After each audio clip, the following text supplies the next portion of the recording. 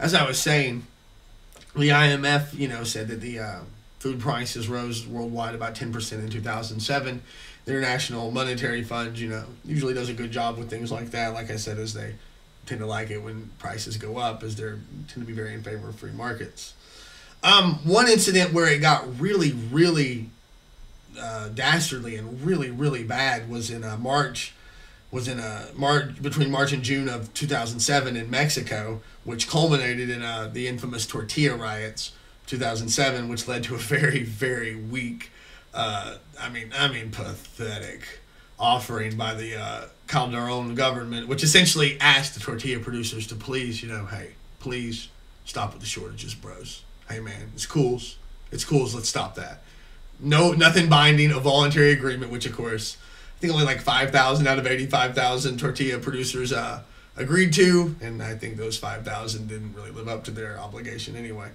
But between March and June of 2007, tortilla prices rose by about 400% in Mexico. Milk and meat prices also rose because of the fact as corn prices were rising, which was leading to the rise in the price of tortillas. It led to the rise in the price of feed, which led to the rise in the price of dairy goods. Now, it's important to note that farmers in Mexico, produce the fourth largest amount of corn in the world, and it's a huge importer of corn for the United States. But what was going on was a lot of Mexican corn farmers and American corn farmers had switched to industrial corn as opposed to edible consumer corn in order to get ready for the big biofuel demand, which is going up, still worldwide. Now, it's important to note 50 million people in Mexico rely on corn and beans for half their protein intake. And 12.7% of Mexican kids under the age of 5 are chronically malnourished, and that goes up to about 25% in the countryside in Mexico, which means that any increase in price of tortilla would mean that a lot of those kids were going to get even less to eat, and would probably increase the number of malnourished children and malnourished people all around.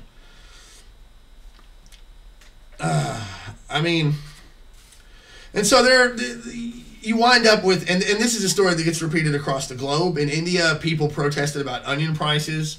In Venezuela, Hugo Chavez accused shop owners of hoarding food, and he demanded that they lower prices or he's going to nationalize the stores.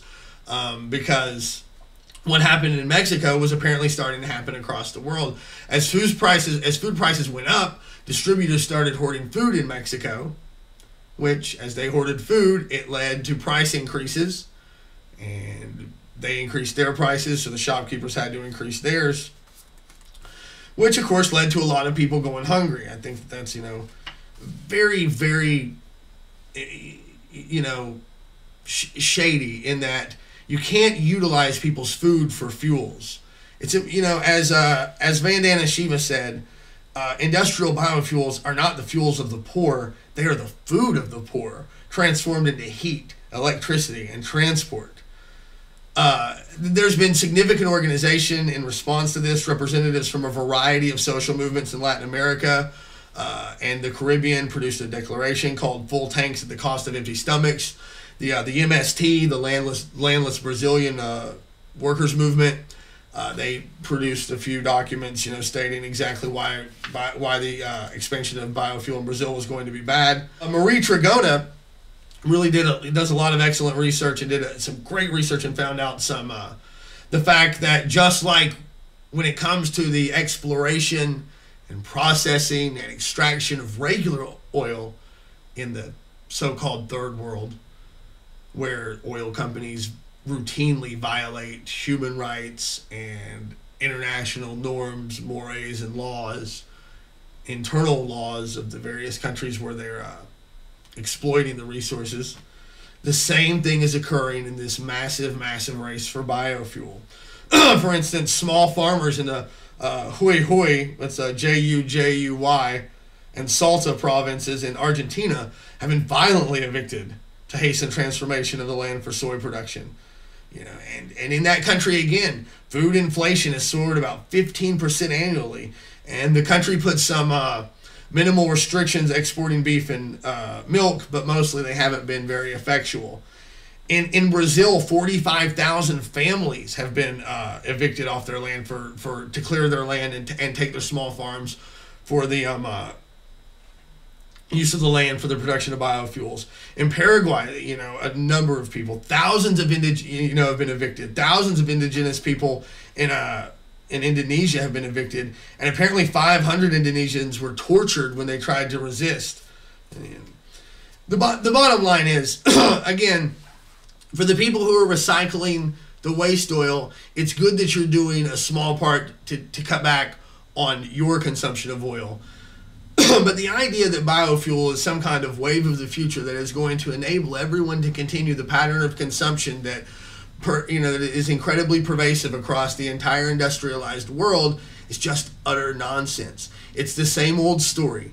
Taking from people who already have nothing in order for people who have a lot to have even more and continue to enjoy splendor, the likes of which people in the global south would not even dream of.